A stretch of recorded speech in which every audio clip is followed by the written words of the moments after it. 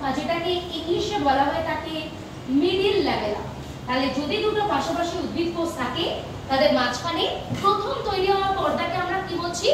মধ্য পর্দা বা মিডিল ল্যামেলা বলছি। মাথায় রাখবে এই মধ্য পর্দা বা মিডিল ল্যামেলা জিনিসটা দু রকমের প্রোটিন দিয়ে তৈরি হয়। একটা প্রোটিন হচ্ছে ক্যালসিয়াম পেপটেট এবং আরেকটা প্রোটিন হচ্ছে ম্যাগনেসিয়াম পেপটেট। এবার এই মধ্য পর্দার দুপাশে অর্থাৎ এদিকে একটা এবং এদিকে একটা, মধ্য পর্দার দুপাশে গঠিত হওয়া যে প্রাচীর সেটাকে আমরা বলে থাকি প্রাথমিক প্রাচীর বা ইংলিশে এটাকে আমরা বলবো প্রাইমারি মেমব্রেন। এই মধ্য পর্দার দুপাশে তৈরি হওয়া পর্দা অর্থাৎ প্রাথমিক প্রাচীর বা প্রাইমারি মেমব্রেন যেটা আমরা পড়লাম সেটার ব্যাস হয়ে থাকে 1 থেকে 3 মাইক্রোমিটার পর্যন্ত এবং এটা কি দিয়ে তৈরি হয়?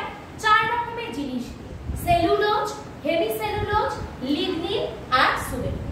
একটা প্রশ্ন পরীক্ষায় জিজ্ঞেস করে ছত্রাকের কোষ প্রাচীরে কোন উপাদান উপস্থিত থাকে? মনে রাখবে এই প্রাথমিক প্রাচীর জেনারেলি তো তৈরি হচ্ছে সেলুলোজ, হেমিসেলুলোজ, লিগনিন আর সুবেরিন দিয়ে, কিন্তু ছত্রাকের ক্ষেত্রে এই প্রাথমিক প্রাচীরের মধ্যে কাইটিন নামক পদার্থটা উপস্থিত থাকে। তার মানে ছত্রাকের কোষ প্রাচীরে উপস্থিত উপাদান কোনটা? কাইটিন। এবার বুঝো প্রাথমিক প্রাচীর দুপাশে হলো এদের দুপাশে অর্থাৎ এদিকে একটা এবং এদিকে একটা।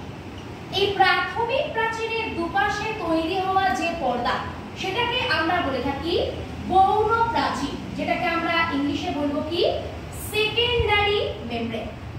তো এই গৌণ প্রাচীর বা সেকেন্ডারি যে মেমব্রেন আমরা পড়ছি তার ব্যাস কত হয়ে থাকে? এক্ষেত্রে